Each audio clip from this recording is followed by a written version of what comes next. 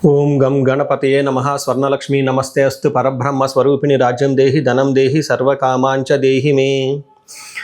గణపతి మనందరికీ మంచి బుద్ధిని సిద్ధిని సక్సెస్ని ఇవ్వాలని చెప్పేసి కోరుకుంటూ, స్వర్ణలక్ష్మి అమ్మవారు మన అందరికీ చక్కగా బ్రహ్మ జ్ఞానాన్ని కలిగించాలని, తద్వారా మనం ప్రతిదాన్ని శోభాయమానంగా చూస్తూ ఎప్పుడు మనకి దుఃఖం అనేది లేకుండా ఉండాలని చెప్పేసి, ఇప్పుడు ఆనందభరితంగా ఉండాలని చెప్పేసి అమ్మవారిని కోరుకుంటూ, అమ్మవారిని అలానే మనందరికీ చక్కగా సమృద్ధిగా ధనాన్ని ఇవ్వాలని చెప్పేసి, భాగ్యాన్ని ఇవ్వాలని చెప్పేసి కోరుకుంటూ, అంతేకాకుండా మనందరికీ రాజ్యం ఖచ్చితంగా ఒక అథారిటీ, పవరు, స్టేటస్, ఒక దర్పం అవన్నీ మనకు అమ్మవారు ఇవ్వాలని చెప్పేసి కోరుకుంటూ, వీటితో పాటుగా సర్వకామార్థ సిద్ధి, మన మనసులో అనుకున్న ముఖ్యమైన కోరికలన్నీ చక్కగా నెరవేరాలని చెప్పేసి అమ్మవారిని మనం కోరుకుందాం. సో మనం జూలై మంత్ రాశి ఫలాల గురించి మాట్లాడుకుంటున్నాం కాబట్టి, జూలై మంత్ చాలా ముఖ్యమైన అనేక రకాలైన విశిష్టతతో కూడుకొని ఉంది. ఇందులో మనం కొన్ని ముఖ్యంగా చర్చించుకుందాం. ఒకటి, ఈ మాసం వచ్చేటప్పటికి ఫస్ట్ 15 days నిజ జ్యేష్ఠ మాసంతో ఉంటుంది, తర్వాత ఆషాఢ మాసంతో ఉంటుంది. ఈ జ్యేష్ఠ మాసంలో చాలా వరకు పెళ్ళిళ్ళు, ముఖ్యమైన కార్యక్రమాలు ఉన్నాయి. వీటితో పాటుగా ఎప్పుడైతే ఆషాఢ మాసం స్టార్ట్ అవుతుందో ఇందులో చాలా చాలా ముఖ్యమైన పనులు అయితే ఖచ్చితంగా ఉన్నాయండి. ఒకటి మనం చూసుకుంటే గురుమూఢమి స్టార్ట్ అవుతుంది. ఎప్పుడైతే గురుమూఢం స్టార్ట్ అవుతుందో, ఈ గురుమూఢమి మనకి జూలై 15 నుంచి ఆగస్టు 13 వరకు ఉంది. ఈ డేట్స్లో మనకి వివాహాలు కానివ్వండి, గృహప్రవేశాలు లాంటివి శుభకార్యాలు ఎక్కువగా చేయరు. అది ఒకసారి గమనించవలసిందిగా కోరుతున్నాను. వీటితో పాటుగా మనకి ఇంకొక ముఖ్యమైనది ఏమవుతుందంటే, మనకి దక్షిణాయనం స్టార్ట్ అవుతుంది 17వ తారీఖు నుంచి. అక్కడ నుంచి ఇప్పటిదాకా ఉన్న ఉత్తరాయణం కంప్లీట్ అయిపోయి దక్షిణాయనం స్టార్ట్ అవుతుందని గమనించాలి. తర్వాత 25వ తారీఖున మనకి తొలి ఏకాదశి స్టార్ట్ అవుతుంది. దానికి ముందుగా చాతుర్మాస వ్రతం అని చెప్పేసి 4 మాసాలు ముఖ్యమైన మాసాలుగా చాతుర్మాస వ్రతం కూడా ఇందులోనే స్టార్ట్ అవుతుంది. ఇంకొకటి లాస్ట్ అండ్ ఫోర్మోస్ట్ ఇంపార్టెంట్, ఈ నెల 26వ తారీఖు నుంచి ఈ 14వ తారీఖు నుంచి 22వ తారీఖు వరకు మనకి చైత్ర మనకి ఆషాఢ నవరాత్రులు అని చెప్తారు. వీటిని ఏమంటారు? గుప్త నవరాత్రులు అంటారు, లేకుంటే వారాహి నవరాత్రులు అని చెప్పేసి చేస్తూ ఉంటారు. ఈ నవరాత్రులు కూడా ఎంతో విశిష్టత కలిగి ఉంది. పర్సనల్గా ఈ 9 రోజులు నేను కూడా చక్కగా సింపుల్గా చేస్తాను, పెద్ద పెద్ద హడావుడిగా చేయకుండా. ఇలా చేసుకునే వాళ్ళందరికీ ఎంతో బాగా ఉపయోగకరంగా ఉంటుంది. లాస్ట్లో ఈ మంత్ మనకి గురు పూర్ణిమతో ఈ మాసం అనేది పూర్తి అవుతుంది. ఇన్ని రకాల విశిష్టత కలిగిన ఈ మాసంలో జ్యోతిష శాస్త్రం ప్రకారంగా కూడాను 3 ముఖ్యమైన గ్రహాలు మారుతూ ఉన్నాయన్నమాట. ఆ గ్రహాలు మనం ఏంటో చూసుకుంటే, జూలైలో 4వ తారీఖు, 7వ తారీఖు, 16వ తారీఖు, 21వ తారీఖు, ఇలా జూన్ అంటే 3 గ్రహాలు మారుతున్నాయి. ఈ మారే గ్రహాలు శుక్రుడు, బుధుడు, సూర్యుడు గ్రహాలు కూడా ఉన్నాయి. 4వ తారీఖు వచ్చేటప్పటికి శుక్రుడు, బుధుడు వచ్చి 7వ తారీఖు, 16వ తారీఖు సూర్య భగవానుడు మారుతూ ఉన్నారనమాట. ఈ యొక్క 3 గ్రహాల యొక్క ప్రభావం మనకి జూలై మంత్లో ఎలా ఉండబోతుందో మనం తెలుసుకుందాం. సో మన జూలై మంత్లో మీనరాశి ఫలితాలు చూసుకుంటే చాలా సాధారణంగా ఉండే అవకాశం ఎక్కువగా ఉంది. ఈ రాశి వారికి పెద్దగా ఒడిదుడుకులు అయితే ఏమీ ఉండవు. అలానే పెద్ద సక్సెస్ఫుల్గా ఉండేది అని చెప్పుకోలేము, అలా అని ఎలాంటి నిరుత్సాహపడే విధంగా కూడా అయితే ఈ మాసం ఉండదు. ఒక సాధారణంగా నార్మల్గా ఉండే మాసంగా మీరు గుర్తించాలి. అయితే ఇందులో ఉన్న నక్షత్రాలు బట్టి మనం చూసుకుంటే, నక్షత్రాలు పూర్వభాద్ర నక్షత్రం 4వ పాదం, ఉత్తరాభాద్ర 1, 2, 3, 4 పాదాలు, రేవతి 1, 2, 3, 4 పాదాలంతా ఈ రాశిలో ఉంటారని గమనించాలి. పేరు బలం బట్టి చూసుకుంటే మనకి దీ, దు, శం, జా, దా, దే, దో, చాచి అన్న అక్షరాలు కూడా ఈ రాశిలో ఉంటారని గమనించాలి.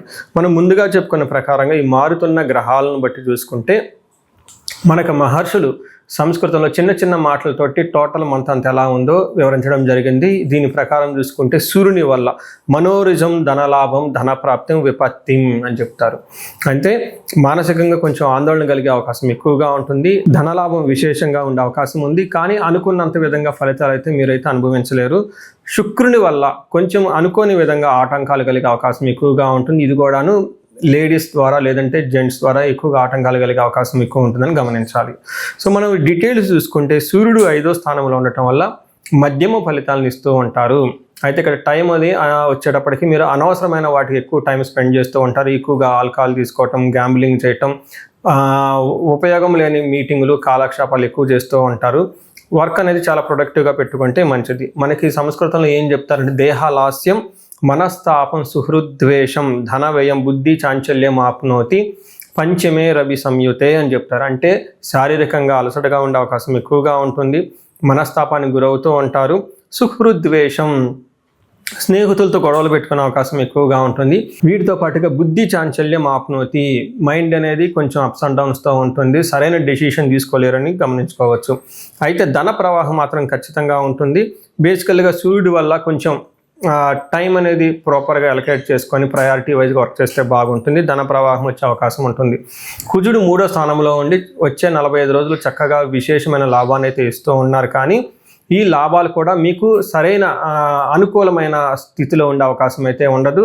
అలా అని నిరుత్సాహపరిచే విధంగా కూడా ఉండదు అని చెప్పుకోవచ్చు. ఇక్కడ కుజుడు మీకు సాధారణమైన ఫలితాలను ఇస్తూ ఉంటారు, అవి కూడాను పాజిటివ్ సైడ్లో ఉంటాయని గమనించాలి. కుజుడు 3వ స్థానంలో ఉంటే విత్తలాభం, సదా ఆరోగ్యం, ఇష్టసిద్ధి, సుఖావహ, వస్త్రలాభో, ధన ప్రాప్తి, తృతీయ స్థానకే కుజ అంటారు. అంటే 3వ స్థానంలో ఎప్పుడైతే కుజుడు ఉంటారో చాలా బాగుంటుంది, అన్ని విధాల యోగ్యతను ఇస్తూ ఉంటారు, సక్సెస్ ఉంటుంది, మనీ ఉంటుంది, గుడ్ మంచి పేరు ప్రఖ్యాతులు ఉంటాయి.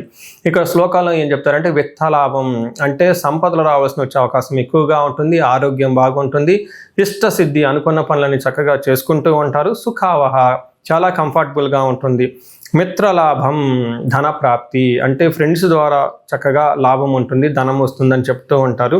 కుజుడు మంచి చక్కగా సపోర్ట్ అయితే ఇస్తూ ఉన్నారని గమనించుకోవచ్చు.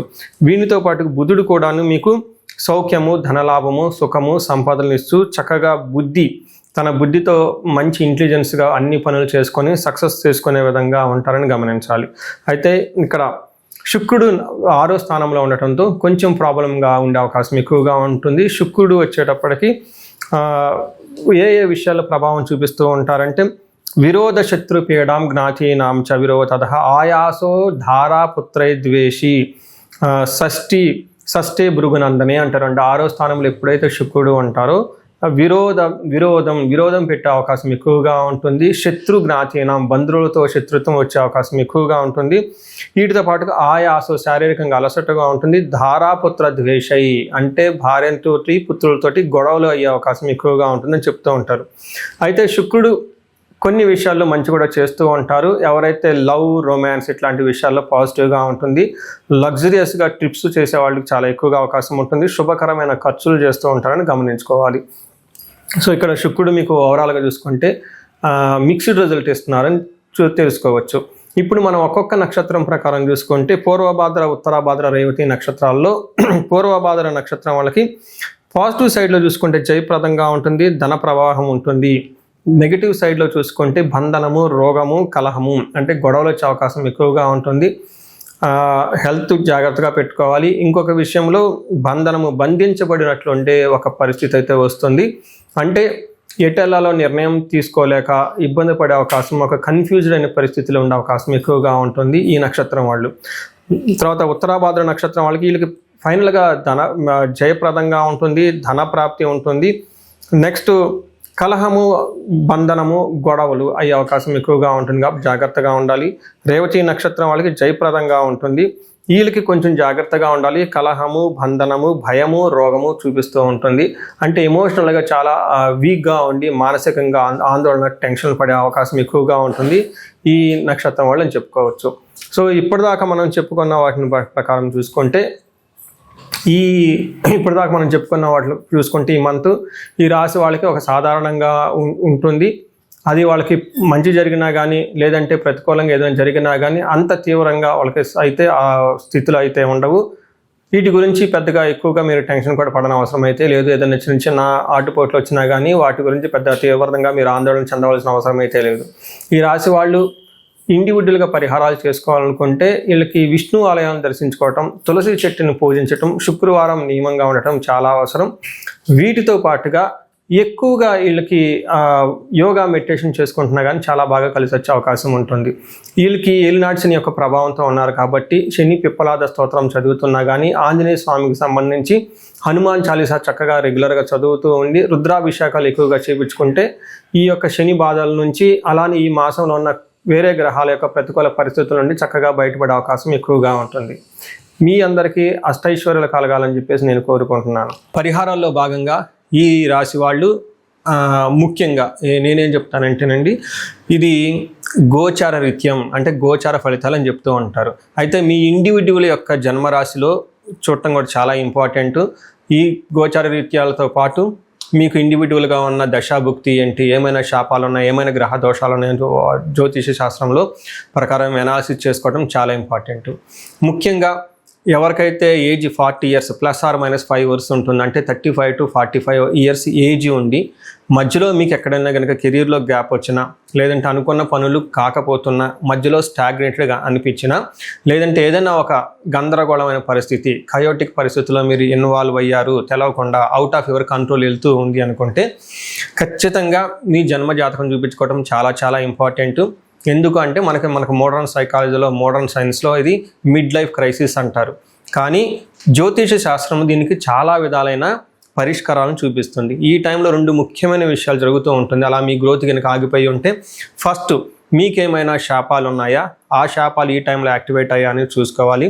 రెండోది, ఈ టైంలో మీకు నడుస్తున్న దశాభుక్తుల యొక్క గ్రహాల యొక్క ఏమైనా దోషాలు ఉన్నాయా, ఈ 2 కారణాలు ఏంటో తెలుసుకొని వాటికి సంబంధించిన విశ్లేషణ చేసుకొని చక్కటి పరిష్కారాలు చేసుకొని పరిహారాలు చేసుకుంటే లైఫ్ 10 అంతలు ముందుకెళ్ళే అవకాశం ఎక్కువగా ఉంటుంది. నా దగ్గరకు వచ్చే క్లయింట్స్లో ఎక్కువగా ధనానికి ఇబ్బంది పడుతున్న వాళ్ళు స్వర్ణలక్ష్మి విశేష హోమం చేయించుకుంటూ ఉంటారు.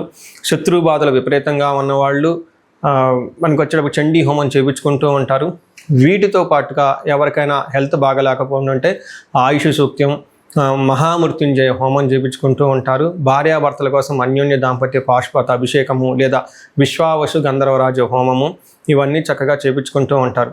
ఎలాంటి పరిస్థితులు మీకున్నా, ఎలాంటి సమస్యలు మీకున్నా, లేదంటే ఎలాంటి క్లారిఫికేషన్ మీకు కావాలనుకున్నా కానీ, ఫ్యూచర్ గురించి ప్లాన్స్లో కన్ఫ్యూజన్ ఉన్నా కానీ ఒక్కసారి మీ జన్మ జాతకం చూపించుకొని ఆ జాతకంలో ఏ ప్రకారంగా ఉందని తెలుసుకొని చక్కటి పరిష్కారాలు చేసుకుంటే లైఫ్ అనేది 10 అంతలు ముందుకెళ్ళే అవకాశం ఉంటుంది. మీ అందరికి అష్టైశ్వర్యాలు కలగాలని, భోగభాగ్యాలు కలగాలని చెప్పేసి నేను కోరుకుంటున్నాను. నమస్తే.